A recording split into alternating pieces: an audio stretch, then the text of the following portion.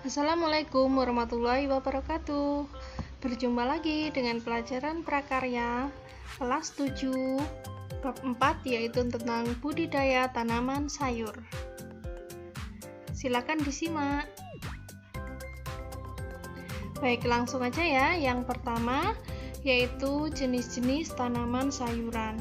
Nah, dari tugas kemarin pastinya anak-anak semua sudah sedikit tahu tentang jenis-jenis tanaman sayuran yang ada di lingkungan sekitar ya.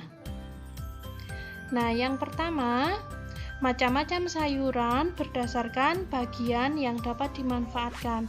Nah, seperti yang kita ketahui di lingkungan sekitar kita atau di Indonesia ini ada berbagai macam sayuran yang bisa dikembangbiakan di iklim yang sesuai dengan jenis sayuran tersebut. Nah, sekarang kita bahas dulu yaitu macam-macam sayuran berdasarkan bagian yang dapat dimanfaatkan.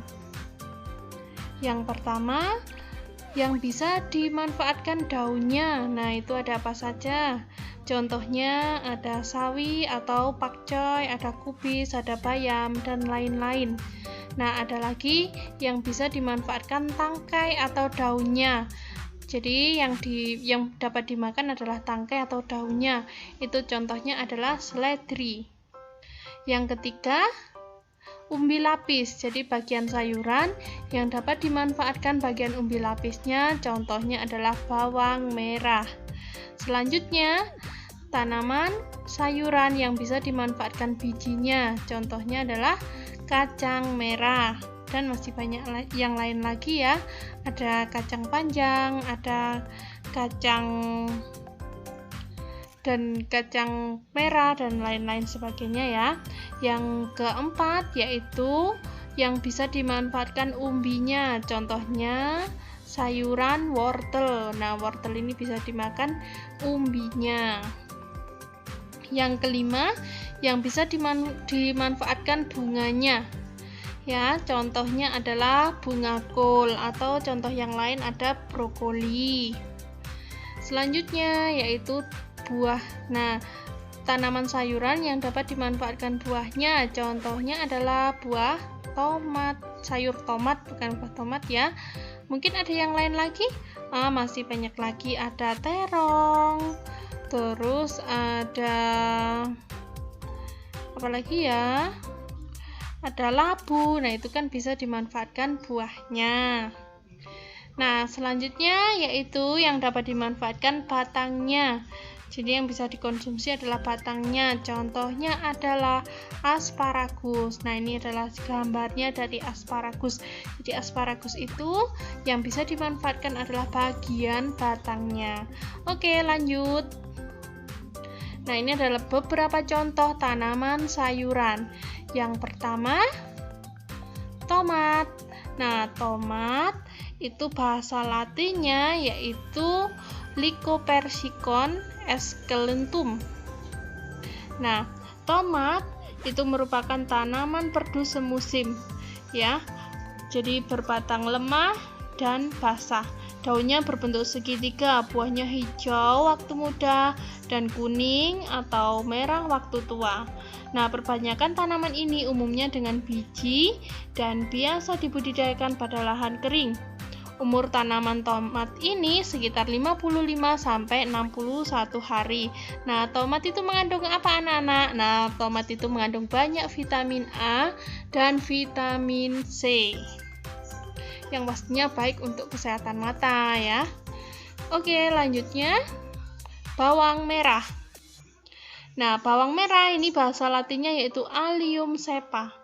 Nah, bawang merah ini banyak digunakan sebagai apa? Sebagai bumbu dapur. Coba kalian semua lihat ke dapur, pasti ada yang namanya bawang merah.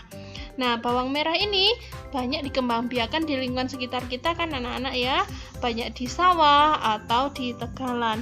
Nah, selain manfaatnya sebagai bumbu, bawang merah itu juga dimanfaatkan sebagai rempah atau obat, karena bawang merah itu mempunyai kandungan minyak asiri yang menyembuhkan beberapa gangguan kesehatan seperti masuk angin atau demam atau perut kembung. Nah, itu bisa disembuhkan dengan bawang merah.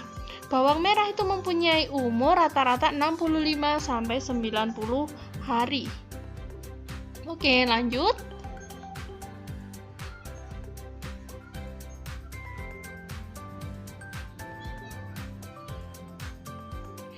Yang selanjutnya, kangkung. Nah, pasti kalian semua sudah tahu kan, kangkung. Pastinya kangkung itu adalah sayuran yang biasa dimasak sehari-hari, rasanya enak, gurih ya. Nah, kangkung itu bahasa Latinnya yaitu Ipomoea reptans. Terdapat 2 jenis kangkung, yaitu kangkung darat dan kangkung air. Apa perbedaan kangkung darat dan kangkung air? Nah, kalau kangkung air itu memiliki daun dan batang yang lebih besar dibandingkan dengan kangkung darat. Nah, kangkung itu dapat dipanen di usia ke-27 setelah tanam. Pemanenan dapat dicabut langsung atau dipotong dengan menyisakan buku batang. Setelah dipotong, kangkung dapat tumbuh dan dipanen kembali. Selanjutnya, bayam. Nah, semuanya sudah tahu kan, bayam itu, ya kan? Bayam itu ada di lingkungan sekitar kita, dan bayam itu bisa tumbuh subur di daerah kering atau di daerah sejuk. Nah, nama latinnya itu adalah Amaranthus sp. Nah, bayam merupakan tanaman dikotil yang memiliki sifat batang basah dan bentuk batang persegi.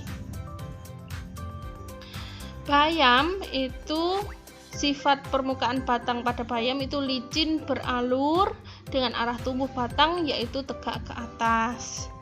Bayam itu bisa dicabut atau bisa dipanen pada hari ke-25 sampai ke-30 dan seterusnya hingga semua selesai panen.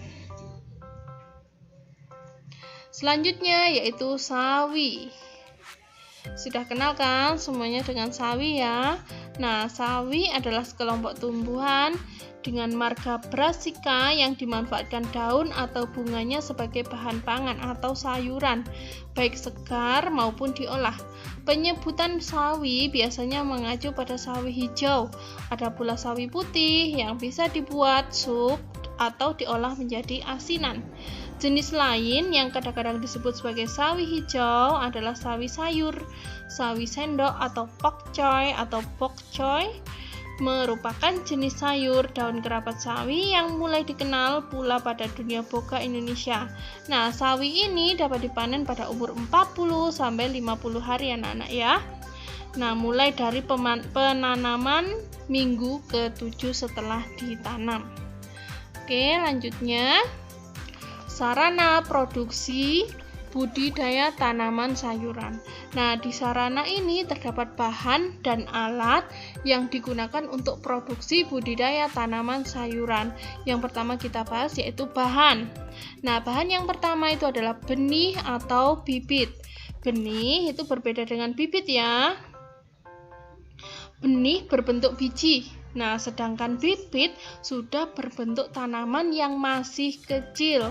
Jadi, benih harus mempunyai kualitas tinggi, baik mutu genetik, fisik, maupun fisiologinya. Benih atau bibit unggul juga harus berasal dari varietas unggul. Daya tumbuh besar, murni, tidak mengandung kotoran, tidak tercemar hama, dan penyakit. Benih yang terjamin adalah benih yang bersertifikat. Jadi, mulai dari benih dulu, baru bibit. Itu tahapannya ya.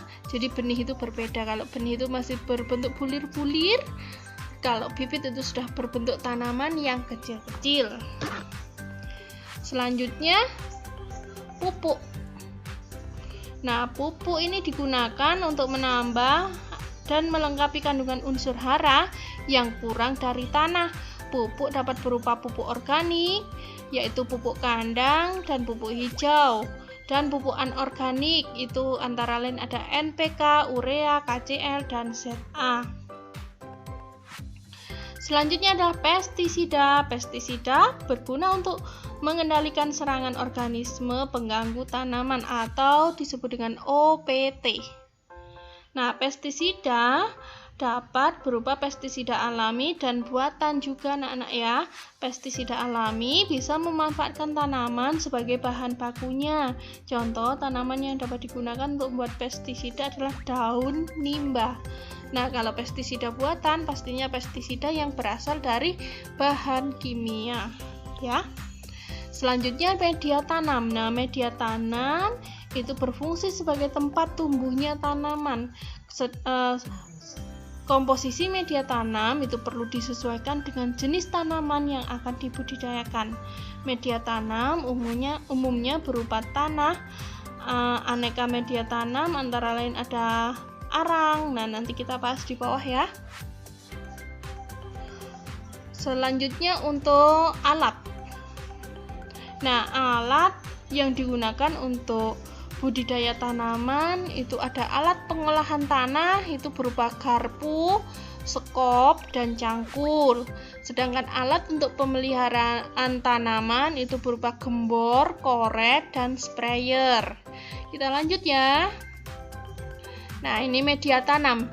Jadi media tanam itu ada dua macam, ada media tanam organik dan media tanam